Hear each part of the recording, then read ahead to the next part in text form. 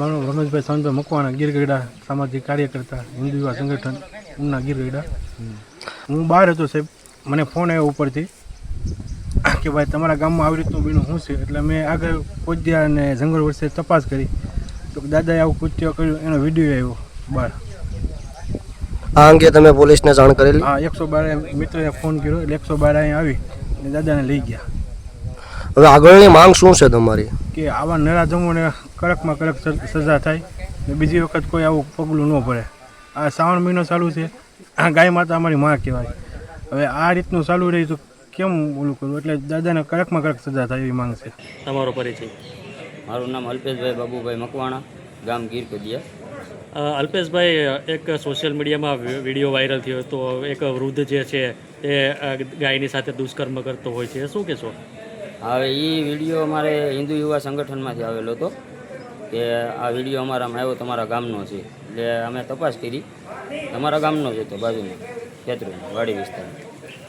ગાય જે છે એ પોતાની માલિકીની હતી કે કોઈ? હા, એ એની માલિકીની જ હતી. અને તે વૃદ્ધનું નામ શું છે? વિશ્રામભાઈ ગગજીભાઈ ગુજરિયા એનું નામ છે. પોલીસને તમે આ બાબતે કંઈ જાણ કરી કે? હા, સાહેબને જાણ કરી હતી ગીરગઢડા પોલીસ સ્ટેશન. ક્યારે જાણ કરવામાં આવી? હવે અમને આ ખબર પડી, પહેલાં સાહેબને જાણ જ કરી, પછી જ અમે ત્યાં ગયા હતા. તમારી શું માંગણી છે? અમારી માંગ એવી છે કે આ કાયદેસરની કાર્યવાહી થાય. અત્યારે તમે ક્યાં છો? અત્યારે ગીરગઢડા પોલીસ સ્ટેશને છે. તમારું નામ? મારું નામ રઘુભાઈ કાનાભાઈ ભરવાડ, કયું ગામ? કોદિયા. આજ રોજ કોદિયા ગામે એક બનાવ બન્યો હતો, શું બનાવ હતો?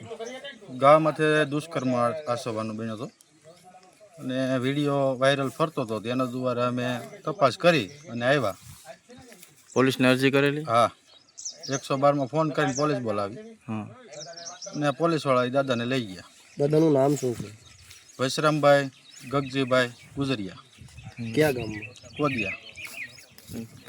આમાં માંગ શું છે તમારી? આને તો કડકમાં કડક સજા થાય એવી માંગ છે બધાની. હા. અને ગા તો અમારી માતા છે, હા. આવું તો થવું જ ન જોઈએ.